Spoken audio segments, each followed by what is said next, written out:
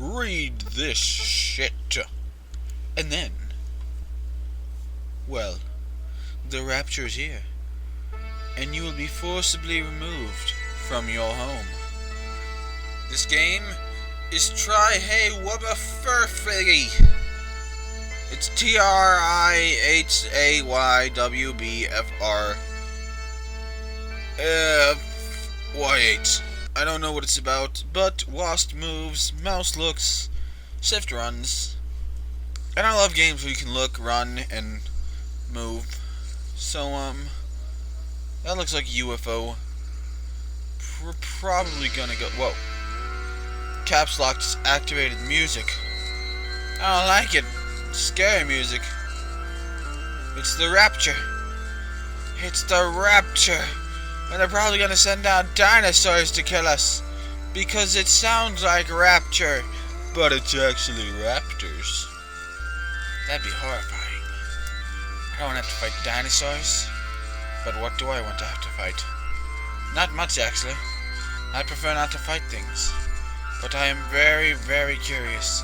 What could that be? Up on the grassy plain? Is it a soul ascending into Glob World? That'd be pretty neat.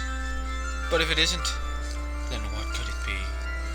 What the hell are you? The natural leadership, which with my uncle procured the instruments from the laboratories of Brown University and the Cranston Street Armory, and instinctively assumed direction of our venture, was a marvelous commentary on the potential vitality and resilience of a man of 81. Elihu Whipple had lived according to the hygienic laws he had preached as a physician, and but for what happened later, would be here in full vigor today. Okay, I'm assuming that was me talking. I have a physician uncle, and he did something great. But something happened, and now he is gone. But why? And where? And how? And why? I didn't assume I would have a house if it got raptured off. I've been raptured and my crap's been craptured. Simpsons. So what do you say, Dots?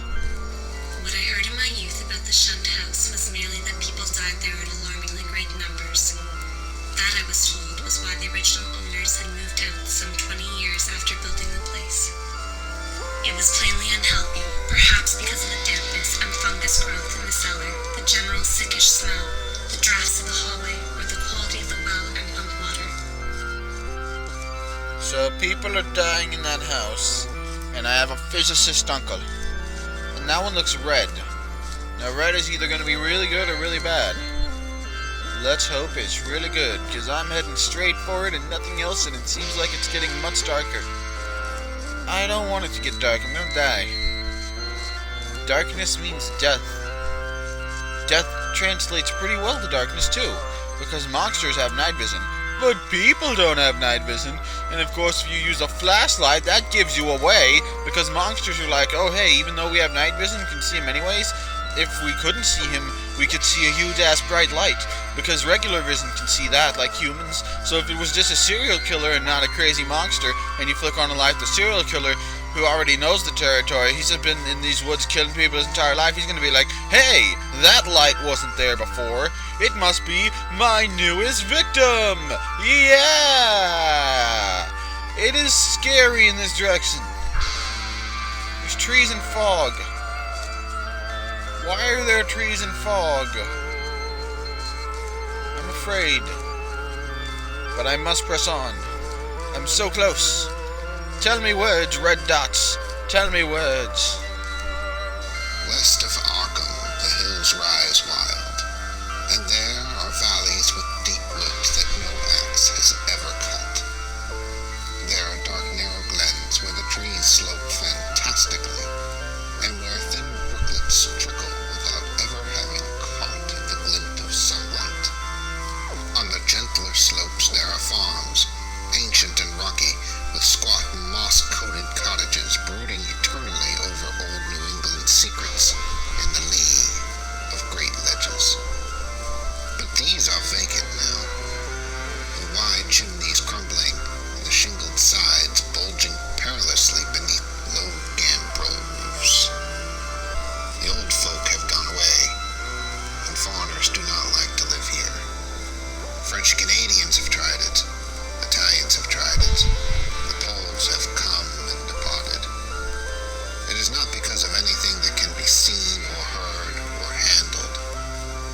was something that is imagined. The place is not good for the imagination.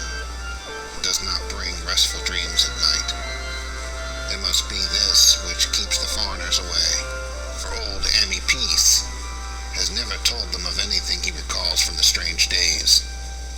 When I went into the hills and vales to survey for the new reservoir, they told me the place was evil.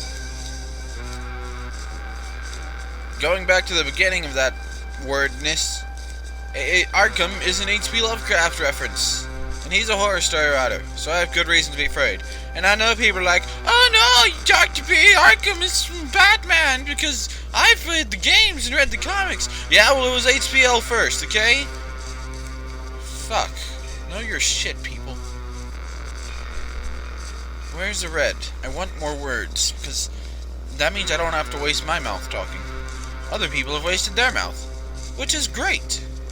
But what could they say? It all began... Don't kill me! The What the fuck? Before that time, there had been no wild legends at all since the witch trials.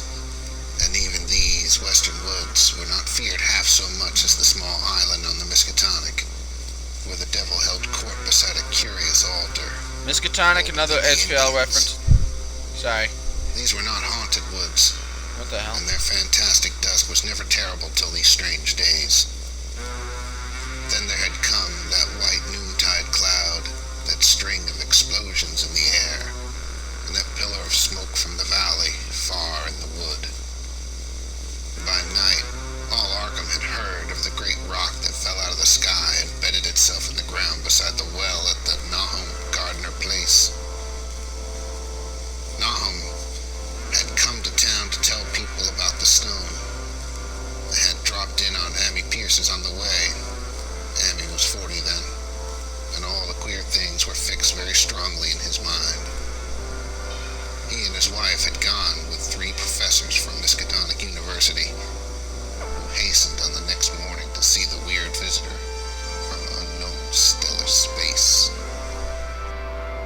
Yeah, this is definitely an HPL thing. I think they were calling the color out of space, but I'm not entirely sure.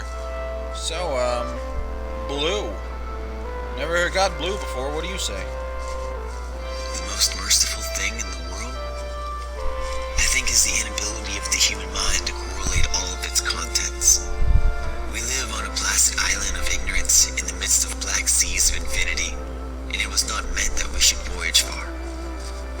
The sciences, each straining in its own direction, have hitherto harmed us little. But someday, piecing together of disassociated knowledge will open up such terrifying vistas of reality and of our frightful position therein, that we shall either go mad from the revelation, or will flee from the deadly light into the peace and safety of a new dark age. I shall never knowingly supply a link in so hideous a chain. I think that the professor, too, intended to keep silent regarding the part that he knew, and that he would have destroyed his notes had not sudden death seized him. Yeah, this is one big kick-ass little HPL thing. If it only had little monsters to chase me. Because HPL at its core was a horror writer. Not all super philosophical. Don't stop that! Yeah, I like HPL. I did not know he was so involved in this game, HP Lovecraft. But I am glad he is, because really he needs more fucking recognition. He's kick-ass. He inspired Stephen King. And people don't know about him. It pisses me off. Ooh, red or blue? Lag. Lots of lag. Let's go with blue, because we're really close to blue compared to red, which is way over there. Stop lagging out. Want to play this game. Don't lag me.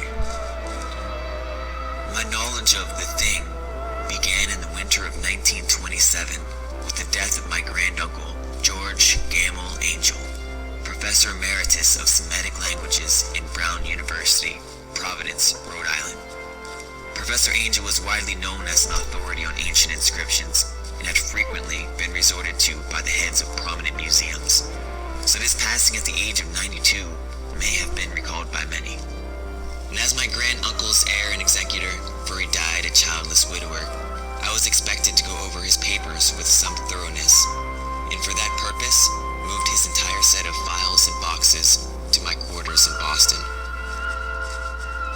Alright, so from what I can tell, the blue one is recalling the Call of Cthulhu. The red one is recalling a color out of space. I don't know what the hell that thing is in the sky, but it's lagging me out. I'm sorry about the lag. They had uncovered what seemed to be the side of a large colored globule embedded in the substance. The color, which resembled some of the bands in the meteor's strange spectrum, was almost impossible to describe, and it was only by analogy that they called it color at all.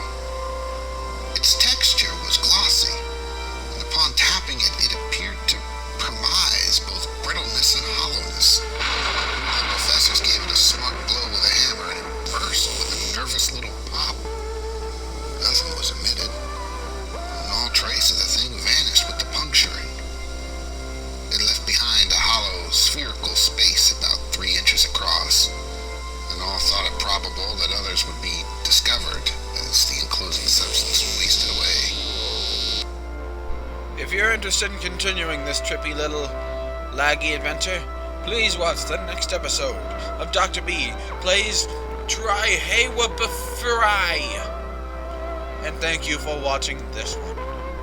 Of course, the suggested thing to do is simply download the gameplay for yourself. You probably won't lag as much as I do. But, not important. I mean, it is kind of important. But, that's not what I meant.